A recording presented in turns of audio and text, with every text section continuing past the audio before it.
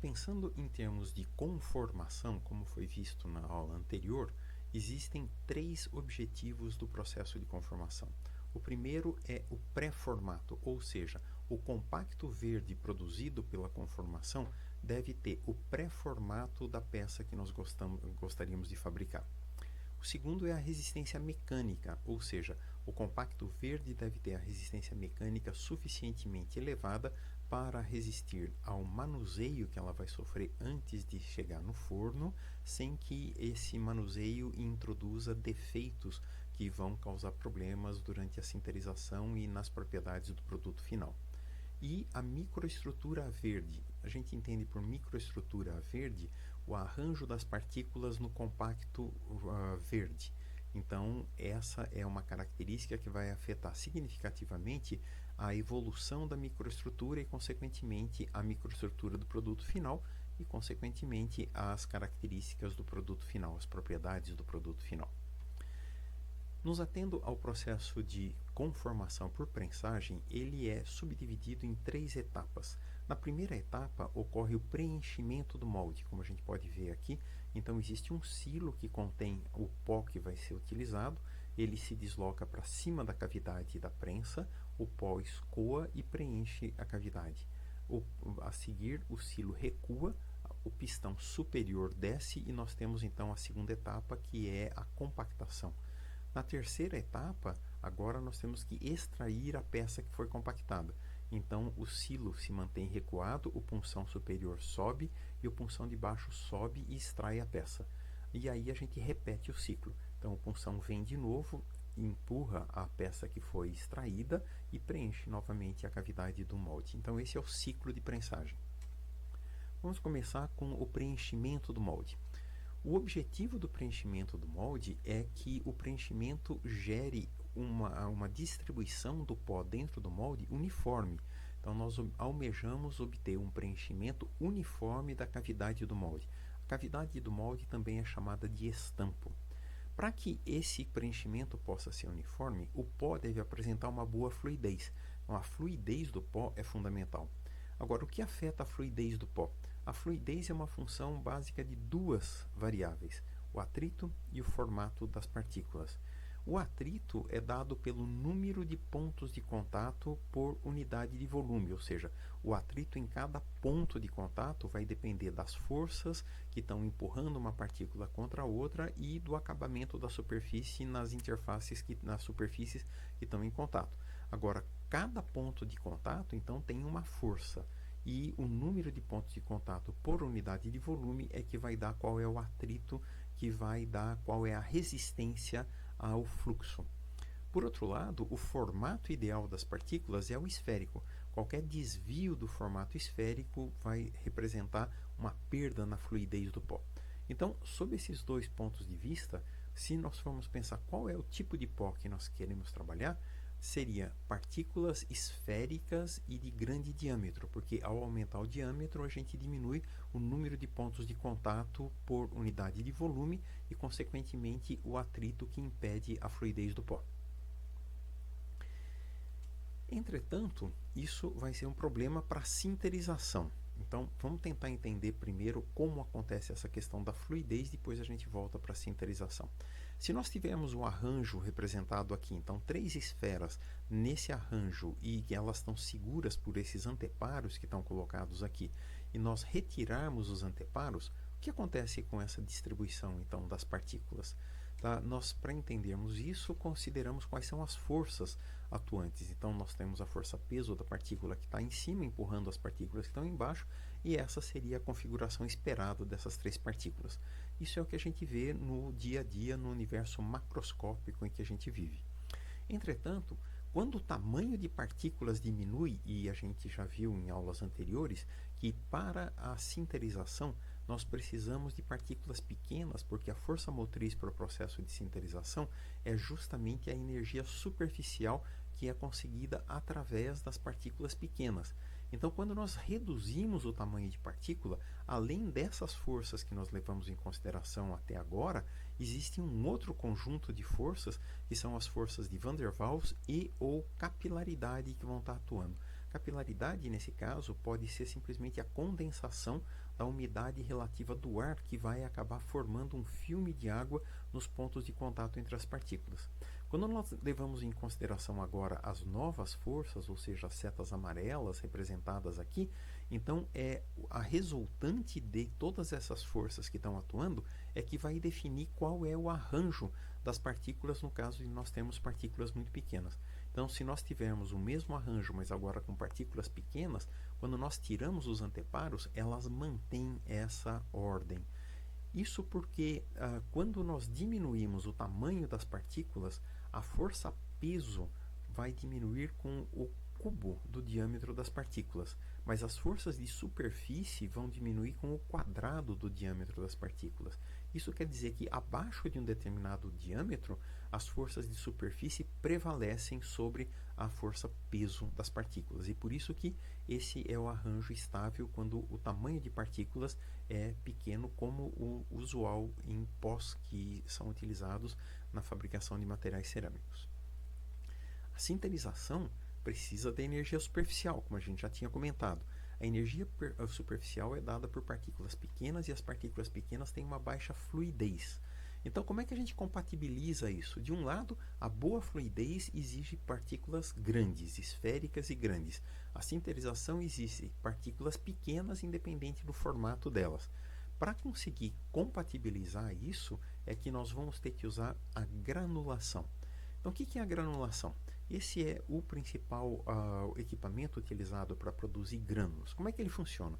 Nós fazemos uma suspensão das partículas do pó que a gente quer fazer, então a mistura das matérias-primas, tá, que vão ser utilizadas, e essa suspensão, então, é introduzida e bombeada aqui. Aqui nós temos então um tipo de um chafariz que vai produzir gotas que vão ser arremessadas aqui e como um chafariz de jardim. Então ele vai gerar uma quantidade de gotas, essas gotas vão subir e descer dentro do atomizador. Em contracorrente, o que nós temos então é uma outra parte aqui do equipamento que vai gerar ar quente. Esse ar quente é introduzido tangencialmente ao perfil cilíndrico desse atomizador e ele vem descendo em uma espiral dentro desse material. Então, quando nós temos as gotas e o ar quente andando dentro do atomizador, as gotas então começam como gotas de água contendo então uma certa quantidade da massa que foi colocada aqui e elas vão secando durante o trajeto delas. Dessa forma nós conseguimos assegurar o formato aproximadamente esférico desse material e conseguimos nos beneficiar de um processo mais efetivo de moagem, que é a moagem a úmido, como a gente vai ver em etapas posteriores do curso. Esses são os grânulos produzidos pelo atomizador, é a seção transversal de um grânulo, e o que a gente pode ver então é exatamente o formato do grânulo é próximo do esférico, e entretanto o grânulo normalmente apresenta, os grânulos maiores, esse oco aqui dentro. É fácil entender por que acontece esse oco. Quando essa gotícula que deu origem a isso daqui estava dentro do atomizador, então a secagem da água que estava colocada aqui dentro ocorreu pela superfície externa dela. Então a primeira coisa que secou foi a superfície externa. E ela definiu qual é o tamanho do grânulo, porque é o tamanho praticamente da gota. Só que ainda tinha uma quantidade muito grande de água aqui dentro. E essa água, durante o percurso que a gotícula fez dentro do atomizador, acabou migrando para a superfície, porque se criou um gradiente de concentração de umidade aqui no perfil do grânulo. E essa quantidade de água é que gerou uma retração que vai dar esse oco que está colocado aqui. Por outro lado, existem outros processos de granulação que trabalham de uma forma diferente.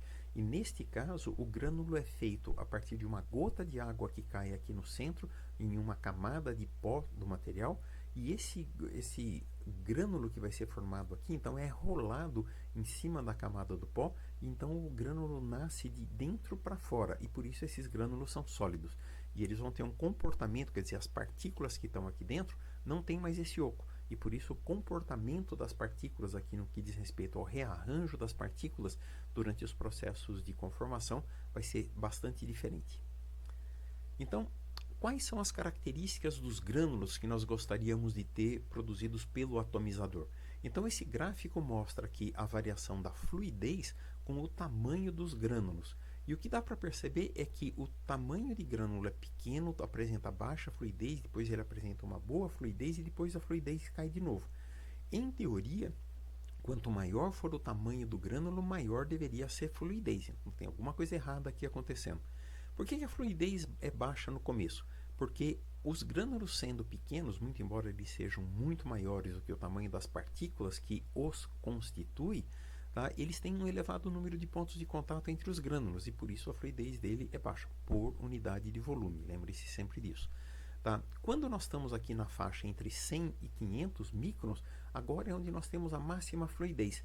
E era de se esperar que, ao aumentar o tamanho do grânulo, a fluidez aumentasse ainda mais, porque a gente estaria reduzindo o número de pontos de contato, que são os pontos de atrito, entre os grânulos ao aumentar o tamanho dos grânulos. Entretanto, quando os grânulos tentam ficar maiores, na realidade eles não são maiores, como dá para perceber claramente aqui.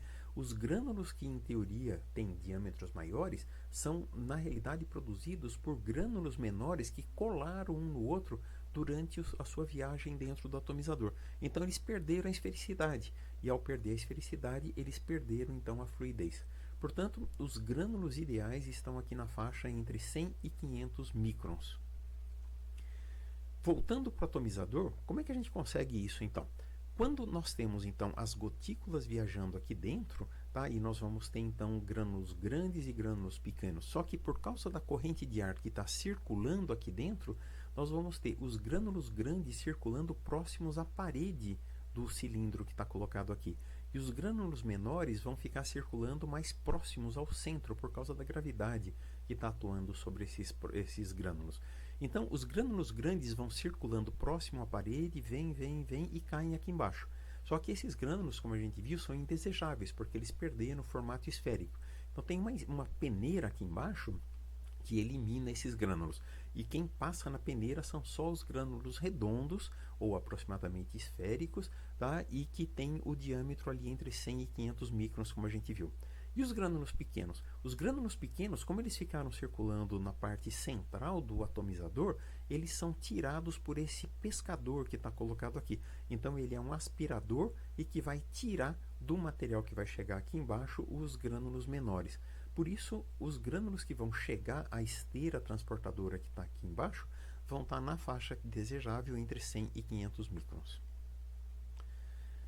Para tentar visualizar um pouco essa fluidez do pó, nós temos aqui então um pó granulado contido entre duas placas de Petri. Tá? E a gente encheu isso daqui até a metade e você gira e ele acaba atingindo o chamado ângulo de repouso. Esse ângulo de repouso deveria ser horizontal para um material que é muito fluido, ou seja, que tem um pequeno atrito entre as partículas, tá? Ele deveria ser praticamente horizontal. Quanto mais ele se desviar do horizontal, menor é a fluidez desse material. O que está acontecendo? A força de atrito com a parede de vidro empurra os grânulos aqui para cima. Só que quando eles chegam aqui em cima, eles perdem a estabilidade, rolam e voltam aqui para baixo. Então, quanto maior for a fluidez do material, mais cedo eles vão perder essa estabilidade e vão fluir para cá, e assim você garantiria a linha horizontal aqui. Então, quanto maior for o ângulo de escoamento, menor é a fluidez do material. Nós percebemos aqui este outro pó produzido por um outro processo de granulação, ele vai ter então agora, olha, isso daqui é quase vertical. Então a fluidez desse pó é bastante pobre em relação a essa daqui. Uma outra variável que afeta essa fluidez é a umidade. Então, a umidade, é claro, nós gostaríamos que os grânulos fossem úmidos, porque a força de capilaridade vai manter as partículas que estão contidas no interior dos grânulos unidas, tá? Só que as unidades que estão rolando aqui são os grânulos. Então, a umidade dentro do grânulo é desejável, mas se nós tivermos um excesso de umidade, pelas forças de capilaridade, os grânulos começam a ter uma força de capilaridade atuando entre um grânulo e o outro, e por isso você perde a fluidez do material. Então, etapa seguinte, conseguimos fazer o preenchimento uniforme do molde, fazendo a granulação, diminuindo o número de pontos de contato, tornando os grânulos esféricos, mas é importante reforçar, cada grânulo contém milhares e milhares de partículas do pó que só estão ligadas por forças de capilaridade e forças de Van der Waals. Durante a compactação, então, agora, no segundo estágio da prensagem, nós vamos ter um arranjo parecido com esse daqui. Então, nós temos os grânulos, lembrando, cada grânulo é constituído, então, de milhares de partículas que estão colocadas aqui dentro, e eles vão formar um arranjo parecido com esse daqui. Então, existem duas famílias de poros aqui. Existem os poros intergranulares, que estão entre os grânulos, e existem os poros intragranulares, que estão dentro dos grânulos, onde estão as partículas. Esses poros mantêm uma relação de tamanho com os próprios as próprias partículas e os grânulos. Então, os poros intergranulares desse material, eles mantêm uma relação de tamanho com o tamanho dos grânulos. Os poros que estão aqui dentro, então os intragranulares, mantêm uma relação de tamanho com as partículas que constituem os grânulos. E é importante fazer essa diferenciação, porque esses poros vão ter maior ou menor facilidade de ser eliminados durante o processo de sinterização. Então é importante prestar atenção nisso. Vamos tentar ver então o que acontece durante o processo de compactação. A gente conseguiu preencher uniformemente a cavidade do molde. É importante perceber, esse preenchimento uniforme só foi possível porque nós aumentamos artificialmente, através da produção de grânulos, o tamanho das unidades que foram roladas aqui para dentro do molde. Então, quem rolou aqui para dentro foram os grânulos e não as partículas. Se fossem as partículas, muito dificilmente a distribuição seria uniforme aqui dentro e a gente teria um problema de preenchimento não uniforme, que daria variações de densidade e daria todos os defeitos que a gente já viu em aulas anteriores. Então, quando o punção de cima e o punção de baixo aplicam as suas pressões sobre os grânulos que estão aqui, a primeira coisa que os grânulos vão tentar fazer é escapar pelas paredes. O caso é que as paredes são feitas de aço ou de uma borracha, dependendo do que for o caso, tá? E elas vão responder com seus módulos de elasticidade, de tal forma que os grânulos ficam confinados dentro desse volume e eles não têm como escapar. Então, agora o que vai acontecer é o punção que está aplicando essa tensão, ele aplica a pressão no ponto de contato. E as partículas que estão colocadas aqui vão começar a se rearranjar. Vamos recapitular. Nós vimos em aulas anteriores que o processo de conformação é basicamente formas diferentes de provocar o rearranjo das partículas. É exatamente isso que vai acontecer. Então, nós temos o punção aplicando uma pressão, as partículas aqui se rearranjando. Só que para que o punção possa descer, aonde vão parar essas partículas que estão se rearranjando? Elas vêm para dentro dos poros. Então, esses poros intergranulares é que vão ser preenchidos pelo abaixamento do punção. Então, as partículas que estavam ocupando esse espaço aqui vão ser rearranjadas e vão começar a diminuir o volume dos poros intergranulares. Já nessa segunda camada de grânulos que a gente tem aqui, então não é mais o punção. Agora o punção empurra esse grânulo empurra este grânulo aqui e empurra este grânulo lá de cá. E então há uma perda. A pressão aplicada aqui já é subdividida em duas. Nesse caso aqui, lembrando que isso é tridimensional, um pouquinho mais complicado, mas aqui dá para entender, tá? Então, essa pressão que vai estar atuando aqui agora, nesses pontos de contato, ela vai levar ao rearranjo das partículas, aonde existe uma concentração de tensões. Então, nesse caso aqui, dá para perceber que você está empurrando o grânulo lá de cá e empurrando o grânulo lá de cá. Tá? Então, esse material que vai ter que diminuir aqui, porque esse centro das duas partículas vai se aproximar, tá? E as partículas que estavam colocadas aqui, de novo, vão se deslocar para dentro do poro. O que vai acontecer nesse primeiro estágio, então, é a redistribuição das partículas, o rearranjo das partículas, no sentido de diminuir o volume dos poros intergranulares. Então, aqui a gente tem uma representação esquemática de como isso acontece. A gente estava com aquele conjunto de grânulos que a gente tinha aqui, houve uma deformação dos grânulos, como a gente pode perceber, os grânulos mudaram o formato e o volume dos poros intergranulares diminuiu significativamente. Tá? E essa seria uma representação esquemática do compacto verde produzido pelo processo de prensagem.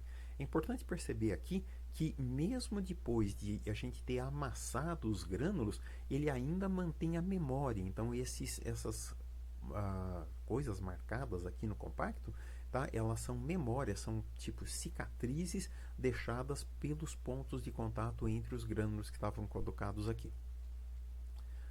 Essa é uma representação agora de dados reais mostrando como é que varia a densidade do compacto, ou seja, o volume de poros do compacto verde, durante a operação de prensagem. Então, nós temos do lado de cá a densidade do compacto e do lado de cá a pressão aplicada pelos punções. Tá? É importante perceber que isso é uma escala logarítmica, ou seja, nós estamos expandindo esta parte e comprimindo essa parte do gráfico.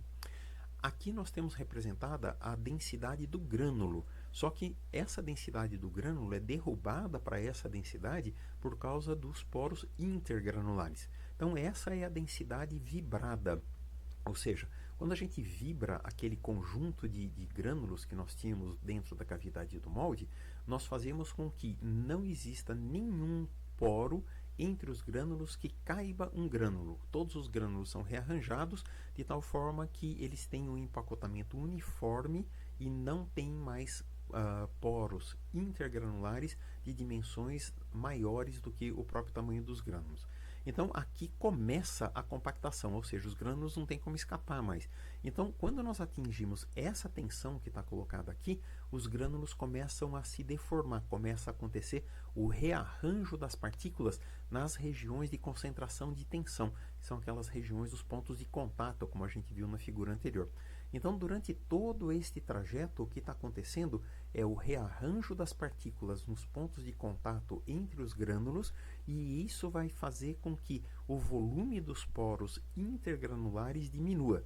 Tá? Então, todo este ganho de densidade que a gente está tendo aqui, que nós estamos nos aproximando da densidade dos próprios grânulos, tá? Então aqui a gente chegou à densidade do grânulo. Então ele foi eliminando o volume dos poros intergranulares através do rearranjo das partículas nas regiões de concentração de tensão, que são os pontos de contato entre os grânulos. Quando nós chegamos nesse ponto, então, todos os poros que podiam ser eliminados intergranulares praticamente já foram eliminados. E como é que a gente continua aumentando a densidade do material a partir daqui? Somente pelo rearranjo das partículas que estão dentro dos grânulos agora. Então, esse ganho de densidade que nós temos nessa região é proveniente do rearranjo das partículas, diminuindo o volume dos poros intragranulares agora, ou seja, dentro dos grânulos. Só que nós percebemos que nessa primeira etapa nós temos uma rápida evolução da densidade e depois essa evolução é mais lenta do lado de cá. Esse terceiro estágio do processo de compactação raramente é utilizado em indústria. Primeiro porque ele precisaria de prensas muito potentes e segundo porque nós vamos produzir um desgaste muito grande dos moldes que são relativamente caros. Uma outra informação fornecida aqui é o efeito dos ligantes que a gente já tinha comentado anteriormente.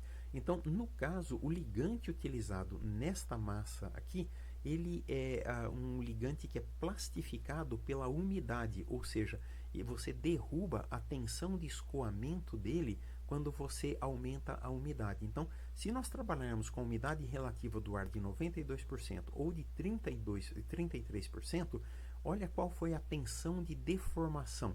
Então, a umidade mais alta plastifica o ligante que está dentro do grânulo e isso faz com que a pressões relativamente baixas a gente já comece a provocar o rearranjo das partículas. Quando o ligante está mais duro, porque a umidade, que é o plastificante, é um pouco menor, tá? Então nós agora precisamos de uma tensão mais elevada para começar o rearranjo das partículas. Então isso mostra de novo a importância dos ligantes, tá? Que vão favorecer ou prejudicar o rearranjo das partículas.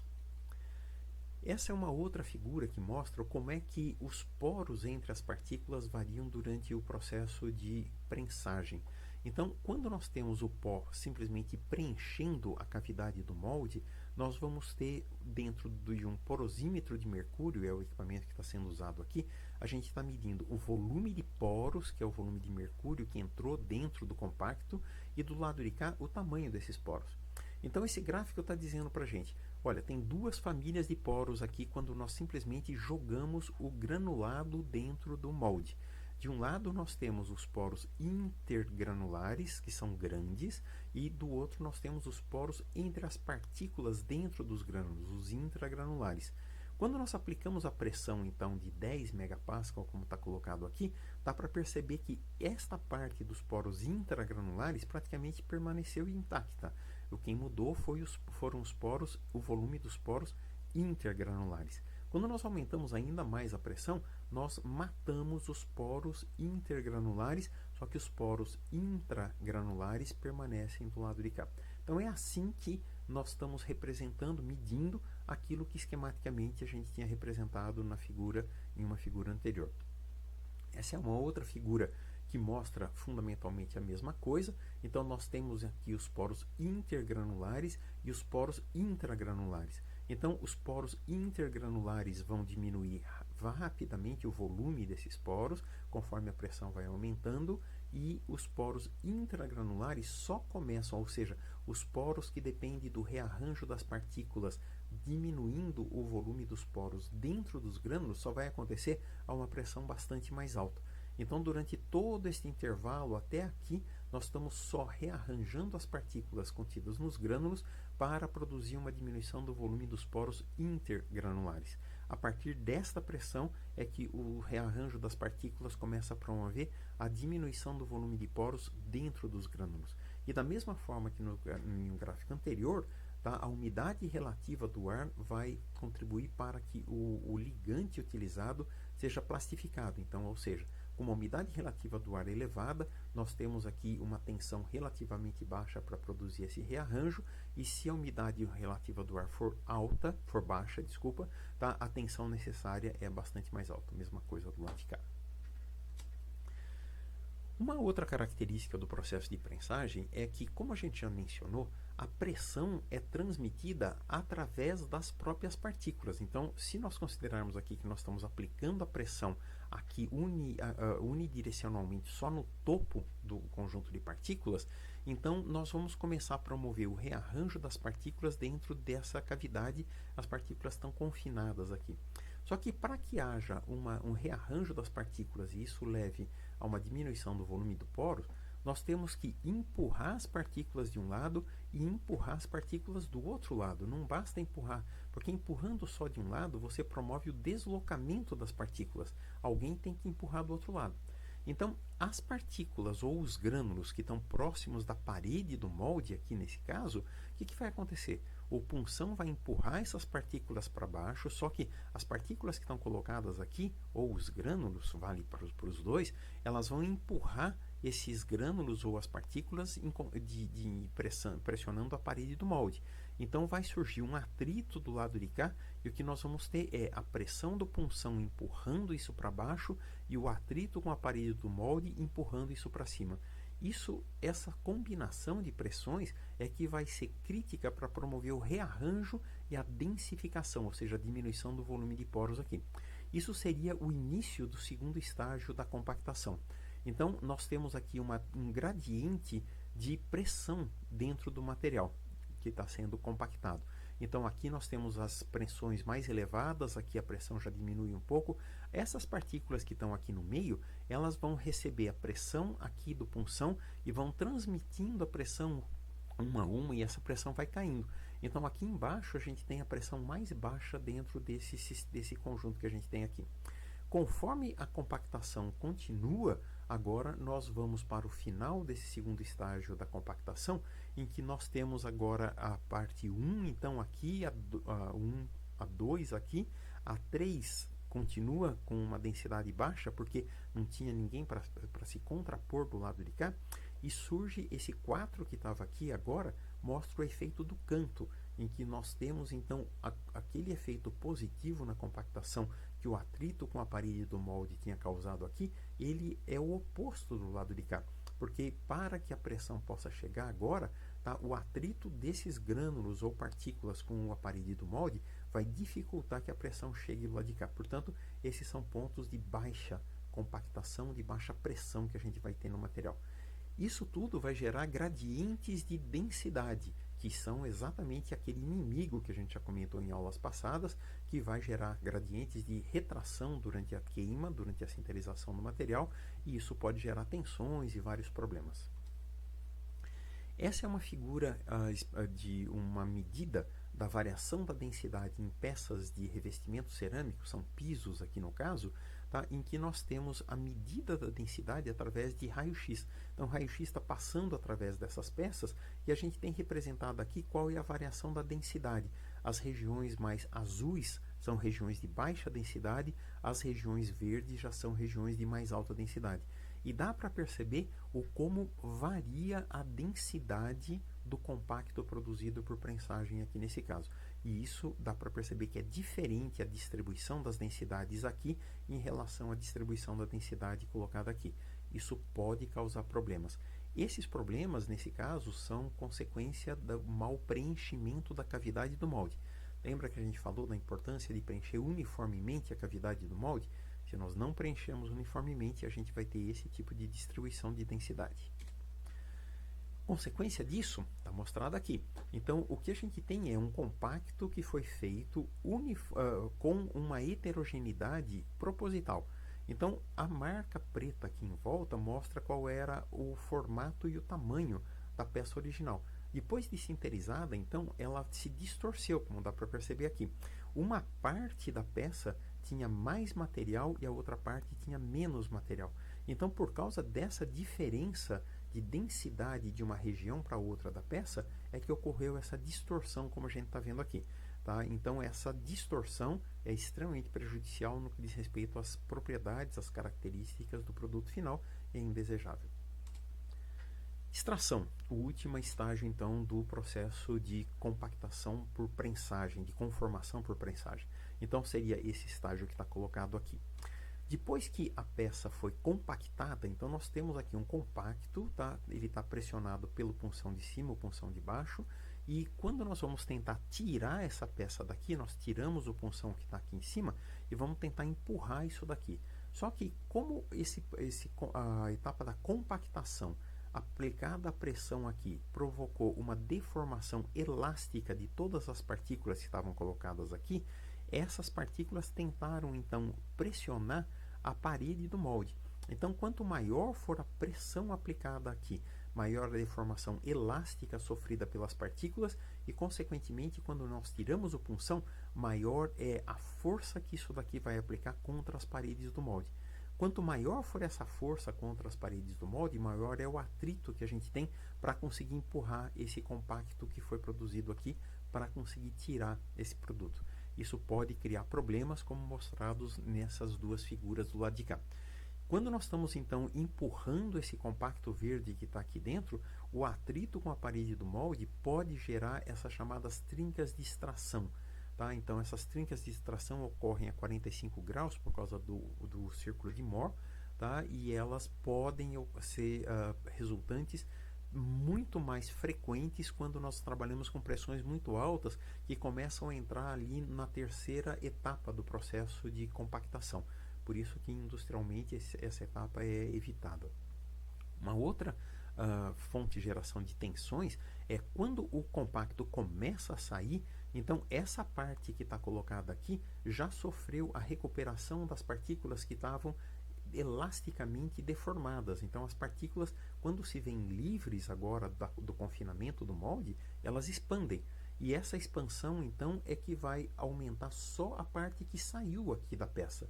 Isso gera tensão em relação à parte que ainda está confinada aqui, e isso pode gerar as trincas de extração. Para evitar isso, é que os moldes industriais normalmente são chanfrados, de tal forma que esse alívio de tensão ocorra de uma maneira mais suave. Muito bem, então, para que serve a prensagem? A prensagem, em vista dessas peculiaridades que a gente viu durante essa aula, tá? Ela serve para formatos simples. Então, a baixa espessura, nós percebemos que a transmissão da pressão ao longo de espessuras muito grandes é um problema. Alta produtividade, caso contrário, não vai justificar um investimento que é relativamente alto. As prensas automáticas industriais são relativamente caras. Então, esse é o conjunto de características que normalmente é levado em consideração quando a gente pensa em termos de fabricar um produto conformar um produto pelo processo de prensagem. Prensagem isostática é uma variação da prensagem e que vai permitir aliviar alguns dos inconvenientes da prensagem convencional que a gente viu até agora. Como acontece a prensagem isostática? No caso, o que nós temos é um molde flexível, normalmente de um elastômero, uma borracha, alguma coisa assim. E a gente joga o pó granulado dentro desse molde. Esse molde, então, é fechado e é trazido para dentro de um cilindro que normalmente tem óleo. E agora nós aplicamos pressão ao óleo. E o óleo é que vai aplicar pressão à superfície do molde deformável que a gente tem aqui. Qual é a vantagem disso? A vantagem é que, por causa da pressão isostática, a pressão em toda a superfície do molde deformável é sempre perpendicular à parede. Então, para formatos simples como esse daqui, isso aí não aparece uma grande vantagem. Mas para formatos um pouco mais complexos, como a gente vai ver a seguir, isso daí é uma variável bastante importante. Além disso, aquele efeito de canto que nós tínhamos comentado anteriormente, ele desaparece, porque agora tá, a pressão aplicada aqui vai virar com o canto aplicando sempre normal à superfície do material. Quando nós terminamos então essa etapa da compactação, basta aliviar a pressão, o compacto ficou menor porque houve uma diminuição do volume de poros e ele se solta. Então você tira a peça, o compacto verde daqui. A produtividade disso daqui é muito baixa. Cada vez que você faz isso daqui, você produz um compacto verde. Então, industrialmente, esse processo é um pouco problemático. Tá? Então, por isso, o processo mais utilizado industrialmente é o chamado dry bag. Como é que funciona o dry bag? Mesma coisa. Só que agora, em vez do molde ser como a gente mostrou aqui, o molde, na realidade, são duas membranas, tá? Que estão colocadas aqui na parede do molde. Tá? E você joga o pó aqui dentro e o óleo vai aplicar pressão somente nessas paredes que estão colocadas aqui. Então, nós vamos ter uma prensagem isostática. Normalmente, as peças fabricadas por esse processo têm um comprimento relativamente grande, tá? Que seria difícil de conseguir prensar, e você consegue prensar bem durante o processo de prensagem isostática. Quando termina essa compactação, então, você alivia a pressão no óleo que estava colocado aqui e consegue tirar a peça que estava aqui. Um produto fabricado por esse processo é a vela de ignição. Essa é uma representação esquemática do molde utilizado para fazer a vela de ignição, e essa é a vela de ignição. Então, essa parte aqui da vela de ignição, que é a parte isoladora, ela é feita de um material cerâmico, normalmente de alta alumina, tá? Mas agora olha esse formato complicado. E esse formato ele é todo projetado para que o isolador possa desempenhar sua função da melhor forma possível. Então, como é que se obtém um formato como esse daqui por uma prensagem convencional? Não dá. Então, a prensagem isostática é ideal para produzir esse tipo de produto e é a técnica de conformação utilizada nesse caso.